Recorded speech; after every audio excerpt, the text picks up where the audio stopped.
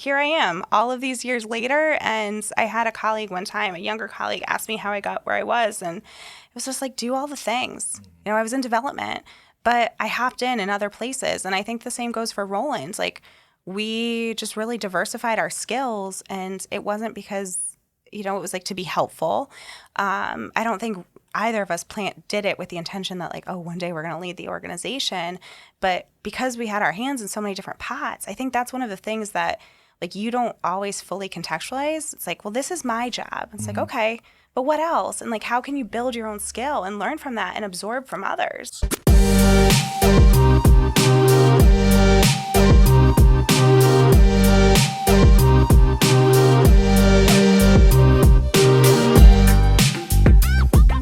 Three, two, one, zero, and liftoff. Hey everybody, welcome to this episode of Mission Control. This is your host, Ramon Peralta with Peralta Design, and we launch brands. And we've got an exciting episode today. We have in our studio the one and only Kelly Juleson, who is the co-president and chief external affairs officer of the Governor's Prevention Partnership. Welcome, Kelly. Oh, thank you, Ramon. So excited to be here. Yes, GPP4CT. Yes, GPP4CT. You down with GPP? Yeah, you know me. Yeah, there you go.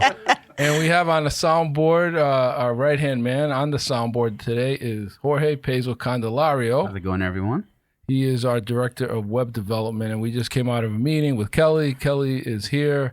Finally, you made it. I know we've been trying very hard, and schedules and things, and life happens. Well, and thanks for your flexibility. I appreciate it. Always letting me put the family first and not even needing to worry about it. So absolutely. So tell our listeners a bit about what is GPP. So the Governor's Prevention Partnership is a statewide organization here in Connecticut that is focused on youth substance use prevention. As you might have guessed, the governor does have some involvement. He is the co-chair of our organization, and it has been led by every governor since Governor O'Neill. So interestingly, we've had a Republican, independent, and Democrats alike who have all co-chaired our organization, and they serve alongside a member of the business community. When our organization was started, drugs were having a really negative impact on the workforce in the late 80s. And so Governor O'Neill came together with business leaders and said, hey, I can't do this alone. We need to do it together. It's impacting you. It's impacting the state. Let's do it. And so for the last 36 years, we've been doing it, and we've continued to support our young people. And here we are in 2025. Wow, you're doing great work, and we're proud to count you as a partner as well and help you in your mission. And one of the things we want to get to the gold, right? That's our thing now with our format and leading through crisis. Looking back, you've been there almost 13 years. Yeah. So congratulations. You're co-president with Roland. Yes. Right. So tell us what it was like when you took over, because you shared that it was during the pandemic that you kind of took some leadership. It was. So Roland and I have been with the organization for, Roland I think is 15 years. I'm 13 years. We were in management and some other leadership roles, and our last CEO retired right before the pandemic. So the board put us in an interim co-leader capacity. This was in January of 2020 before everything began to shift. And then come March 13th, we know what happened.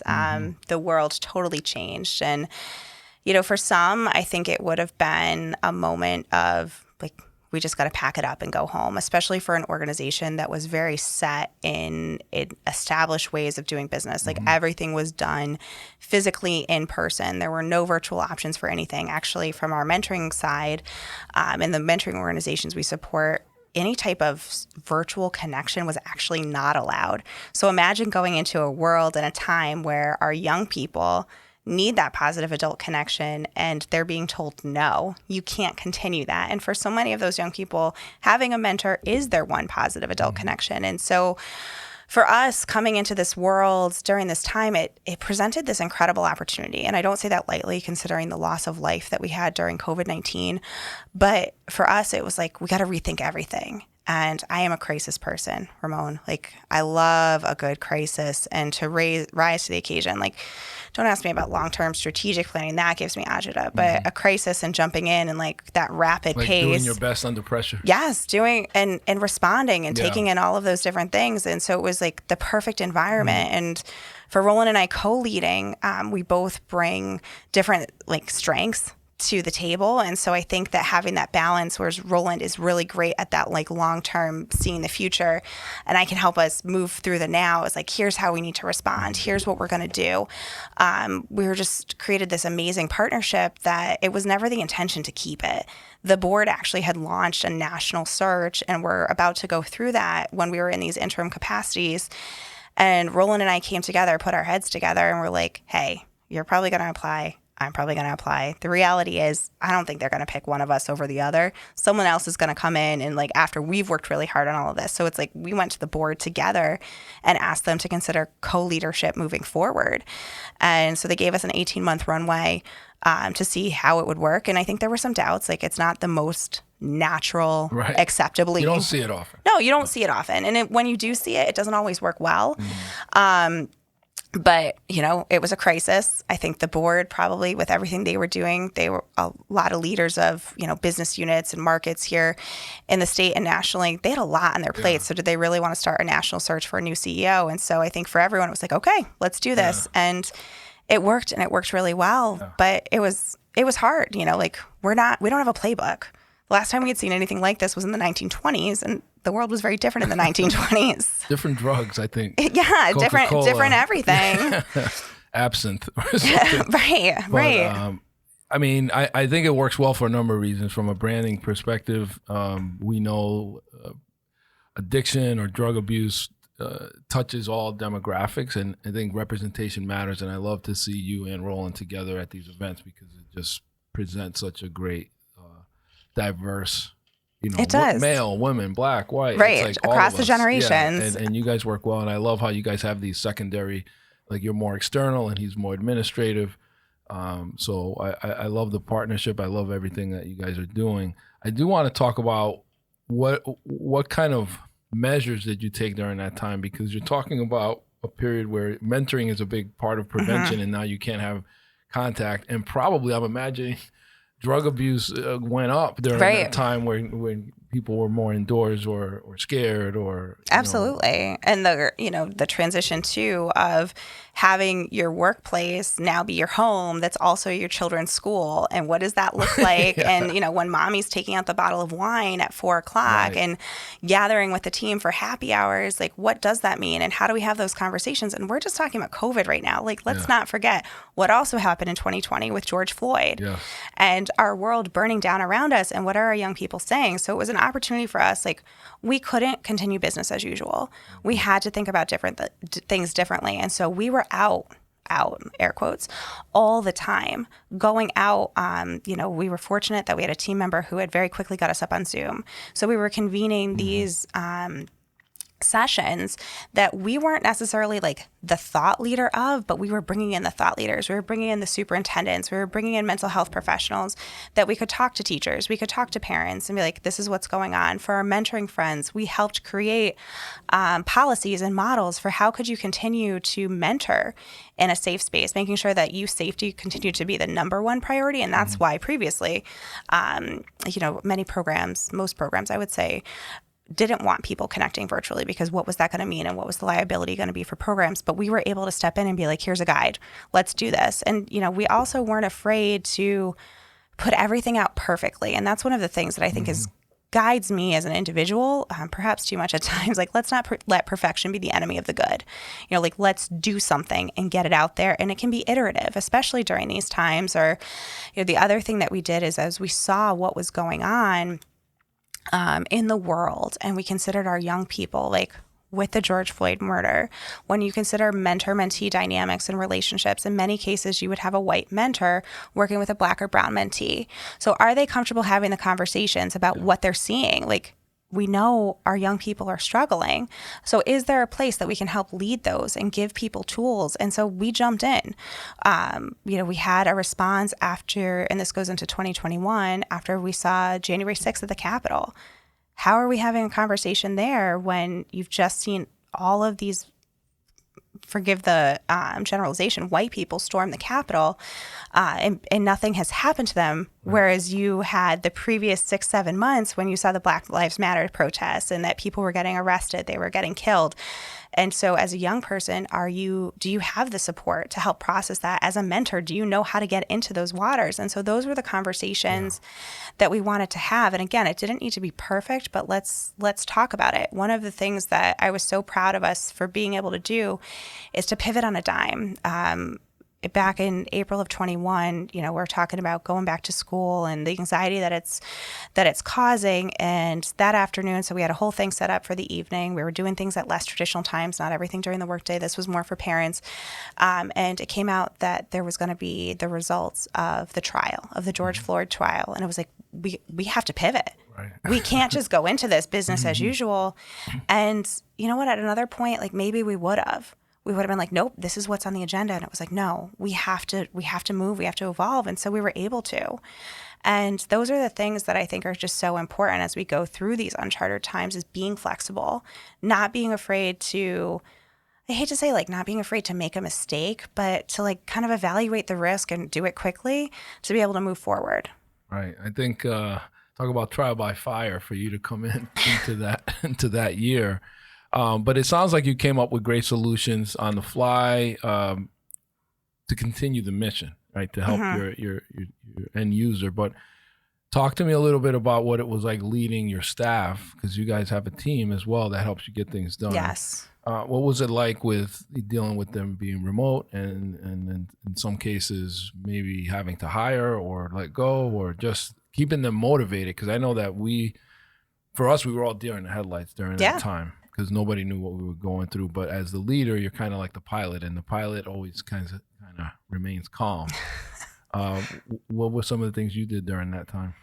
That's a great question. And thinking back on that, one of the things that we did was we brought everyone together. So we were a very traditional workplace. We used to have what was deemed shifts. Are you the 8:30 to 5 shift? Or are you the 9 to 5:30 shift? And you must take an hour lunch and you must be in the office. And so to go now to a workplace that's fully remote, it was very, very different. And I think it was a culture shock for some team members, but we came together once a week on Fridays to kind of talk about priorities, talk about where we are, and give people space to, I hate to say grieve, but grieve what's been lost, right? Like that human connection. We had team members who now had their children home with them. Like work couldn't look the same. And I think we had an advantage coming in because we weren't carrying the what was. Yes, we had been there organizationally, but as leaders, we weren't the ones at the top. And so we were like, okay, we're just going to do it different because we didn't have an option. And so to get through that, we used to plan like weekly, I don't know if it was weekly, but enough like fun time. Yeah. We had a virtual pool party with our board of directors where we would hop into game rooms. And I was sitting on my deck with a sun hat on and, we just had a pool party and it was great. And I know it sounds silly to think about, but those were the things. It did. It got us through. And we were apart for a really long time. But as a unit, we really came together because we offered those opportunities. And that's when we created our values. And it's like, look, the world is burning around us. But what is our North Star going to be? What are the things that we're all going to hold ourselves to on a daily basis in terms of how we're going to operate together? Absolutely. I remember we used to do the emotional wellness check. That was something that was born out during that time. It was like, okay, before we talk about what projects, how's everybody doing? And I don't think we were as intentional about that prior to COVID. No. Right? And it's something that's still kind of carried, right? It completely changed the face of like how we were connecting. You know what I mean, before even, just seeing that technology shift where that's now the standard, right? Where before we were meeting around the conference line, you know what I mean, everybody around the table on the actual landline, and now Zoom has become the de facto Zoom, Google Meet, Teams. Now there's a gajillion different platforms, but seeing each other's face was one of the big difference makers. You can kind of read a little bit more of like, how is that person doing, and making sure like, hey, is everything okay? Making that a priority. And I think we had to become more human. You're now sitting in my living room. My youngest daughter was 16 months old when the pandemic started. So let me tell you, like, no one prepares you for the fact that you need to work a full day. You're now in a new space leading an organization. You have a toddler who's not even potty trained and a kindergartner that you have to get on Google Meets, like, all at the same time. And she'll do it. I was like, I mean, those were some crazy days, but there was also something that would be sort of endearing about my daughter, who was covered in marker because she had been left to her own devices, like popping up in the background, right? And so you learn so much about people, like, you know, because I had been at the organization for, I guess, 8 years prior to that, I had worked with people for many years and knew very little about them personally. It was like, oh, you have a cat. Or there was one woman who had an interesting collection of polar bears in her home office. And so it was like, you couldn't help but ask. I mean, like, there were hundreds. What was her story on hundreds. that? She just loved polar bears. She just loved that. Like, I love gorillas. Yeah. Pretty much. But like, imagine if your entire office was gorillas. Like, everywhere, like all different kinds. Like, you have the Coca-Cola gorilla, right. You know, all of them. So, I mean, I still to this day remember that. And, you know, like, that was an interesting thing to open up to, or because it was, you know, I think COVID presented things, like, it did give us a lot. It gave us back time. And then, you know, I think on the flip end, it's created some challenges because now we do have time, and it's like you have to pack that time because you can connect anywhere. But to show people at a different level, I mean, you know, how many days did we all just roll out of bed and show up to work? But you showed up and you did your best. Or I now, you know in some cases what your headboard looks like because you hadn't figured out how to put on your virtual background. Blur that. Blur it. So, I mean, we're in crazy times now, once again. But it's different. It's, you know, there's diversity and inclusion's under attack. We see all these things happening. You know, social services are getting cut. And I know that in some ways, you know, your organization's been affected as a nonprofit. What lessons are you carrying over, or tactics from the pandemic, because you're still at the helm, and how are you getting through these times? It's a great question, and I think it is. You know, we are able to go back to 2020 and think of the things that we did and what was good. One of the things, you know, that we've just recently instituted is those weekly check-ins with the team. They're a half an hour informal check-in that has sort of a loose agenda, just for everyone to figure out, like, what are the priorities? You know, what we set forth to do in 2024. It can't look the same anymore. And so being comfortable with, like, those changing priorities and getting back to the humanity too of, like, the check-ins. We just brought in a mental health professional to work with our team to talk about, you know, like, kind of how to cope, because we can't just pretend that we're all just individuals who live in a vacuum and that all of these things aren't happening. And so I think those things have been really helpful, looking at the landscape and to see, like, where are there opportunities? Like, here's our mission and how do we respond? Because you're right, like, people are struggling, and what does that mean then in terms of substance use? How can we respond to those times? There was very unfortunately a youth suicide at the New Haven Public Schools over the weekend, and they're looking for support. And so we have some work that we can do and help provide that over the summer. And so how can we step in and be there for people during these times, not shifting who we are, but finding those nuggets that we already have and can be there and show up. Because I think, like, people remember who showed up, especially in those hard times, and how, you know, just where they are. Yeah, absolutely. And I think to recap, I mean, it's continuing to be a beacon of hope during these times. Also investing in your people, you know. Absolutely. And making sure the mission continues.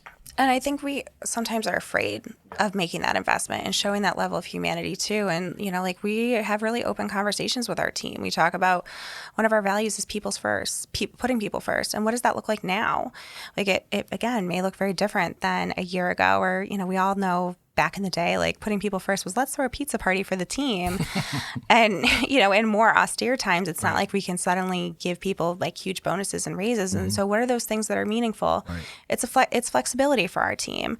Like, I can get my kids off the bus. I'm still going to do my job, but what does that look like? And I think to be able to do that, the thing that we've had to really harness is, like, you know, our culture and having people who can live in that space, in the flexible space, because if you don't have those people, it jeopardizes everything you're trying to create. Absolutely. Well, We're going to take a quick break, and when we come back, we're going to learn how you got there, how you got to be at the helm of GPP, and we can't wait to hear your story. Sounds good. Do you need printing done on time and for a good price? From posters to embroidery, business cards and booklets, and everything in between, check out my boy Harry, our partners over at Minuteman Press of Shelton. High quality products, timely service, competitive prices. You can expect these and more when you partner with Minuteman Press of Shelton for your design, printing, and marketing needs. For more information, visit shelton.minutemanpress.com and mention Peralta Design's Mission Control podcast for an extra 10% off your next order. 3, 2, 1. Let's go. We launch brands. And we're back. Please help me once again welcome Kelly Juleson, Co-President and Chief External Affairs Officer at the Governor's Prevention Partnership. The fans are going wild. I mean, these people have been camped out around the corner. They knew you were going to be here. I feel so honored. Yeah. So tell us, Kelly, how did you get here? Tell us your story. Oh my gosh. All right. So going back in time, I don't even know where to start. I think, family of origin type stuff. My mom is a teacher. My dad was a banker. He unfortunately was diagnosed with Parkinson's disease a few weeks before my parents were married, and he got progressively sicker. So by the time I was in elementary school, my dad had left the banking industry and my mom went back to work as a teacher. So it was very different. Like that was a pretty big shift. And I'm very, very close with my mom. This is now the early 90s. You don't have stay-at-home dads. And so there was a lot of, I'm going to say, I'm just going to be honest about it. Like there was a lot of resentment that my mom had to go back to work. And now not only is my dad home, but my dad's at home and he's sick. And he progressively, unfortunately, got really sick with the Parkinson's and, really lost his physical abilities. And this is, again, in the 90s. Like they just didn't have the support that they do now. So by the time I was 11, my dad had experimental, we'll call it experimental palliadotomy, a brain surgery to try and fix his Parkinson's, and they promised him the world. So this is the summer of 1996, and they decided, because my dad was young and healthy, air quotes again, that they would go in on both sides of his brain and it would help even more. And instead, it took everything away. He lost his ability to swallow. He couldn't help me with basic math. Just really like the quality of his life had so diminished, and often with Parkinson's disease, depression comes along with it. And unfortunately, that fall, my father took his life. So I went to school in the morning. He was there. Came home that afternoon and he was gone. There were police at our front door. He had jumped or slipped, as someone who saw the situation said, into our town's reservoir. So I'm 11 years old. I had been at school that day. The reservoir is probably, maybe a mile from our school down the street. Had heard all the emergency vehicles. Never in my wildest dreams did I imagine that, I would be coming home without a dad. And so that was like, when you talk about pivotal moments, it was that. Like, I now, life just changed. My mom, well, yes, she had a sick husband. I don't think she expected that she was going to be a widow in her early 40s, have an 11-year-old, have a house, have all of these things. And so everything just shifted from that point. Like, it's the thing that I look back on. And while it was an awful situation and it's something I have worked hard to get through, I think it was one of those situations that allowed me to go through a situation that even now at almost 40, people my age haven't been through at all. And I went through it so young. And so it gave me a different perspective on empathy, on how I want to live life, like kind of living a little bit more for the moment, not sweating the small stuff, being flexible, and like it's just all okay. And I had a really, really strong support system in the school. This is early in the school year. I was in a new school. People didn't know me from Adam, but all my teachers showed up, like the guidance counselor, the principal of the middle school, and they just wrapped around me. And between them, my mom, and our extended family, like I had a really strong support system. And there was a girl, unfortunately, who had a mother pass away later in the year, and they thought it would be a great idea to pair us together. Like common denominator. And I think she struggled a little bit more than I did. And, past just kind of diverted. And I think back to like my first mentors, even though they weren't like officially my mentors, these were these adults who weren't in my immediate family who I knew cared about me.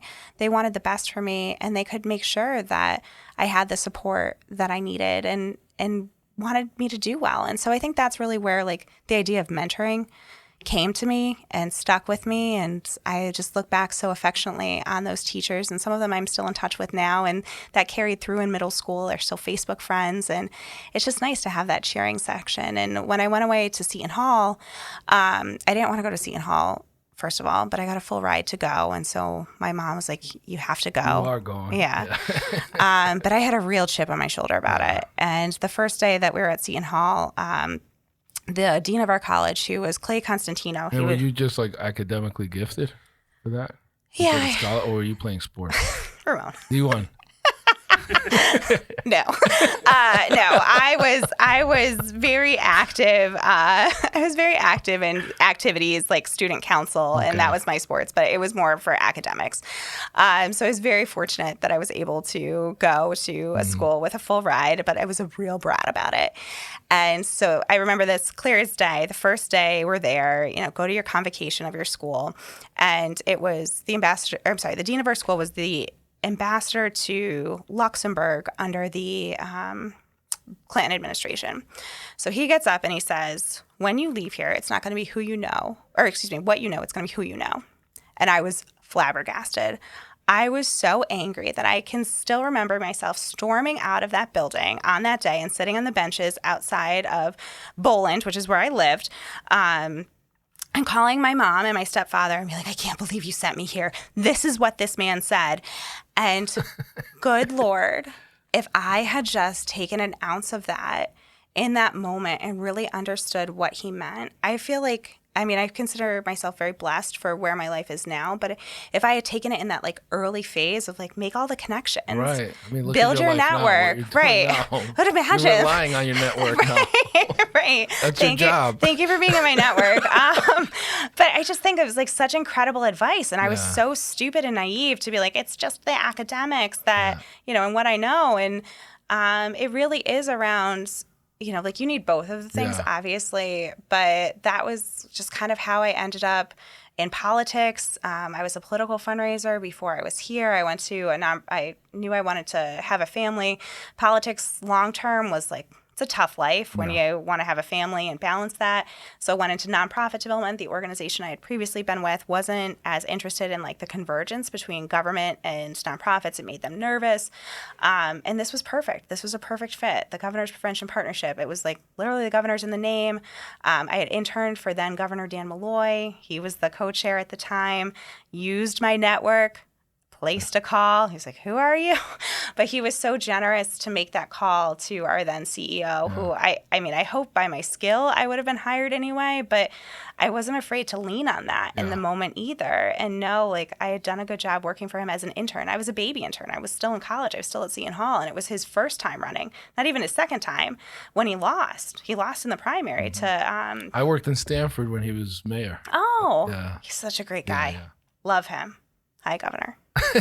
He's listening. I'm always a loyalist. Always, always. Great, great guy. I think he was at the governor's, the big gala you had with. He was. Where you were line stepping with the drummers and everything. Yes. Yeah. You got to have a little fun with it, right? I think Roland, I think it was probably one of those moments where he's like, just stop, Kelly. And then the kids, like when you look back on the video, they're like, who is this lady? Like she has no rhythm.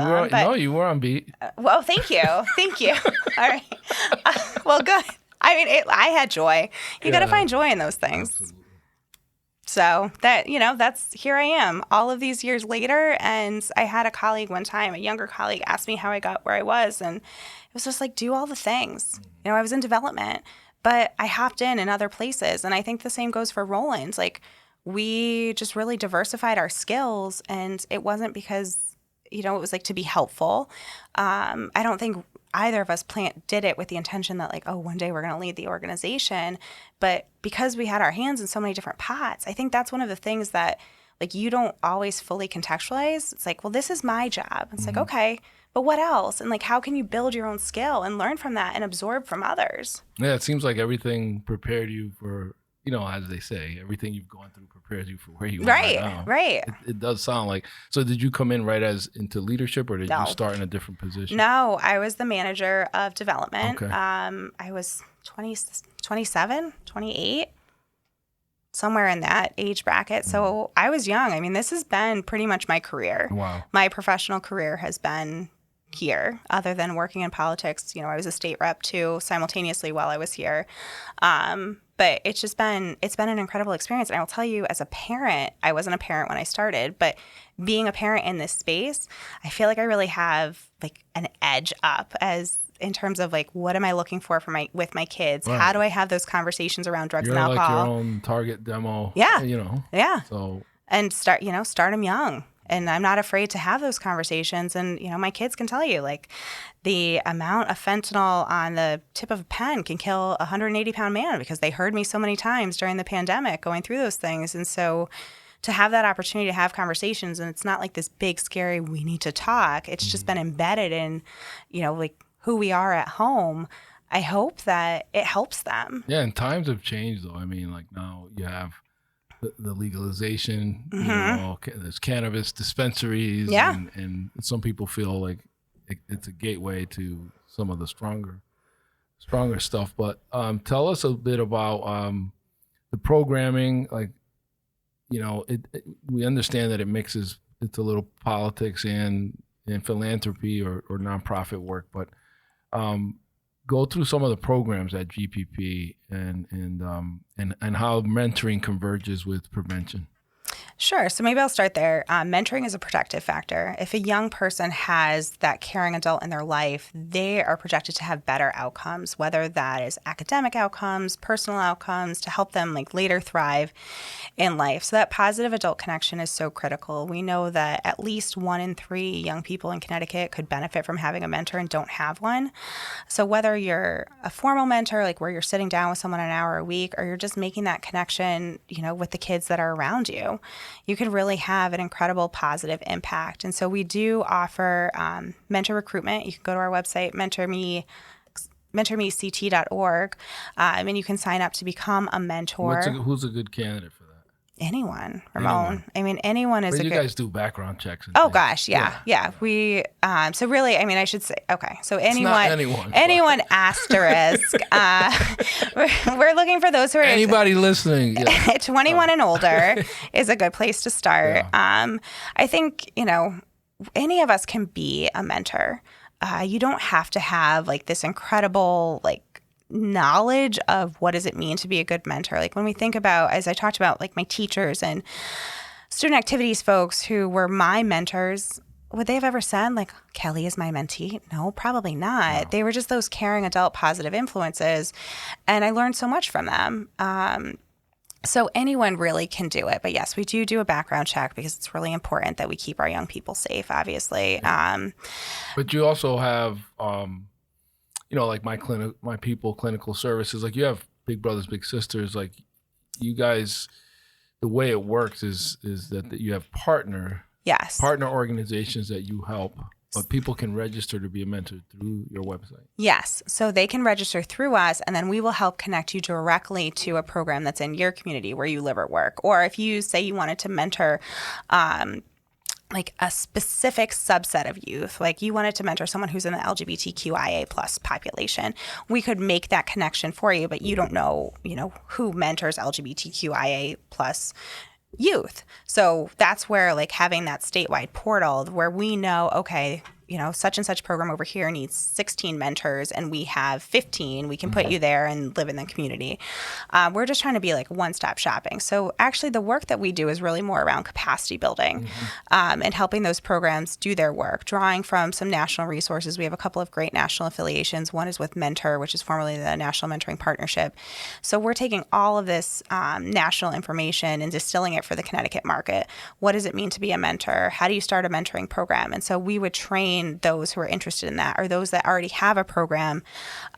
We would help them improve their practices if they wanted it. They could receive one-on-one technical assistance from us, like consulting type services to help improve those practices. Or like, say in the pandemic times, I don't know what I need to allow for virtual connection for mentoring. We could help with that. So we're really providing that ongoing support to the programs. Mentors can come to us to get some of the training, but really, trying to support those programs locally on the ground to do their work and do it really well. Excellent. And then what are some of I know there's stats that correlate, mentoring with prevention. Like, is there a number or a statistic that you can share where it's like kids that have a mentor are less likely to? Because I know there's some correlation there. There is, and I don't want to misspeak on the actual statistic, but youth who are mentored are less likely to participate in substance use, and they're more likely to do better in school. They have higher graduation rates, higher school connection rates. All of those things working together can create stronger young people, with our goal ultimately here in Connecticut of creating a stronger future workforce. Absolutely. Now, switch over to prevention, because you guys have the packets, the drug disposal packets, and so talk a little bit about the ways that you are on the drug prevention side, or drug abuse prevention side.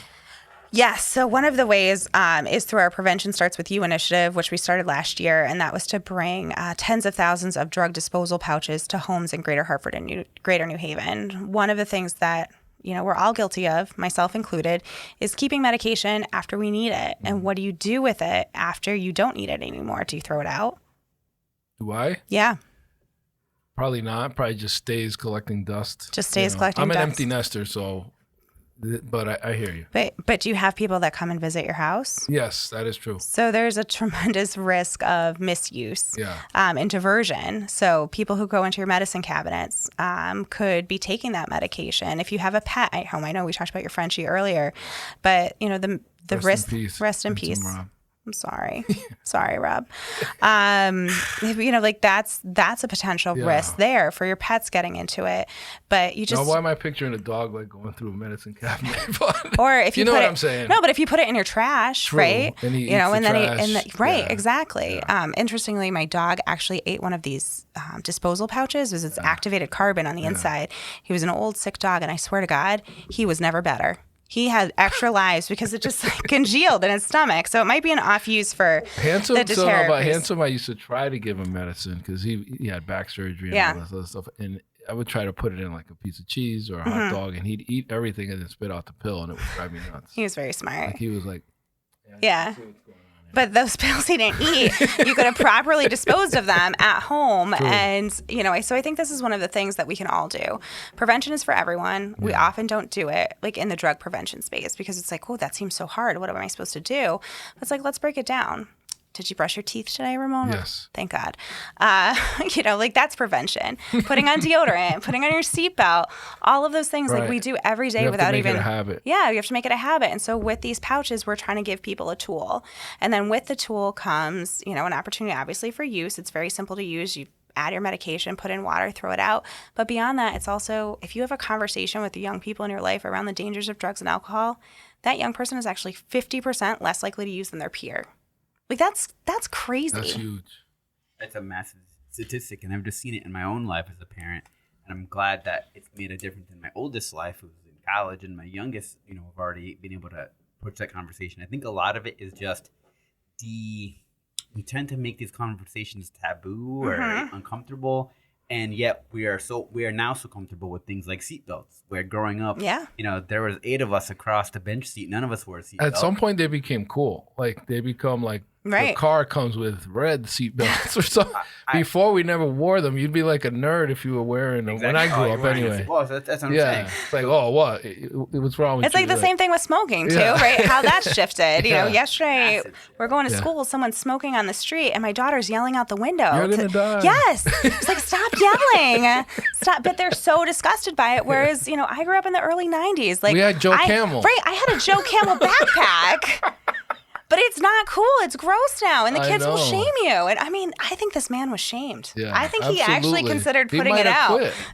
Right. My daughter is saving lives. That was like the last thing he needed to just like right. You're right. Throw it out. Right. That 6-year-old just called me out. Yeah. Exactly. So as we wrap up, I want to hear, which to me is always the best part, is the lives that you've impacted. You know, maybe just share a little bit about Neha and Erica that were at the event, and kind of just share how GPP impacted them positively. Well, I'm so lucky to know these young women. Neha came to us after an awful event happened at her middle school in Hartford where a young person overdosed on fentanyl.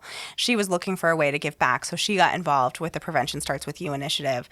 She was recently given an award nationally for her work down in Washington, D.C. She was named as CATCA's 2025 Youth Leader of the Year.